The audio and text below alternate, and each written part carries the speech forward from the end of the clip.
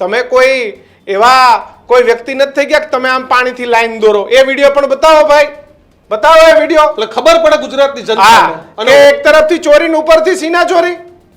અને આ police station છે, આ નગરપાલિકા નથી, એટલે આની અંદર કોઈ મહેરબાની કરીને હું જા પાણીની ઓલી કરું છું ને, આની અંદર કોઈ આવતા નહીં હો મહેરબાની કરીને. પછી અમારે ઓલું કરવું પડે. ના નગરપાલિકા નથી, આ કાયદો હાથમાં કહેવાય. સાઈડમાં ને બધા અમારા હાઈવેનો ગુનો દાખલ થાય હો. આ નગરપાલિકા નથી, આ પોલીસ સ્ટેશન છે. એટલે હાવ કરી કરીને અંદર નો ઘૂસી જતા.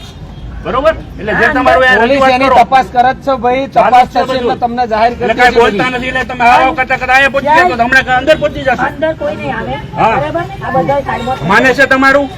સાઈડમાં તમે ભાઈ માનતા હોય તો બોલજો વચ્ચે. માને છે તમારું? હવે મને ખબર છે સરપંચ છે, એનું માનતા હોય તો બોલો ને ભાઈ. સાહેબ આવી વાત છે ને તમારે ઓલા આરોપી હારે કરીને બતાવવાની હતી. ગ્રામના જે સામાન્ય લોકો આવ્યા હતા ને તમે તમારી દબંગાઈ અને તમારી સિંગમગીરી બતાવવા નીકળ્યા હતા ને, આ આરોપીને બે જાણ દેવાની હતી. પોલીસ સ્ટેશન કોઈ તમારા પિતાશ્રીનું નથી, તમે જોડે લઈને નથી આવ્યા.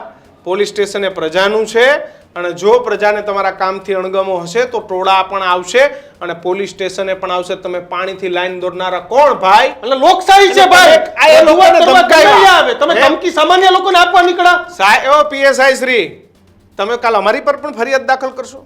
કાયદાના ડર બતાવશો લોકોને? રજૂઆત કરવા આવે એટલે બતાવો ને બળાત્કારીને કાયદાની ડર તાકાત હોય તો ત્યાં તમે કાનમાં કેવા જાવ છો? અને સામાન્ય લોકો આવે તો લક્ષ્મણ રેખા કરી દઉં છું, પાણી કરશું, નાના કોઈ કામ આવતા નહીં, નાડા ના આવતા, નામ ના કરતા.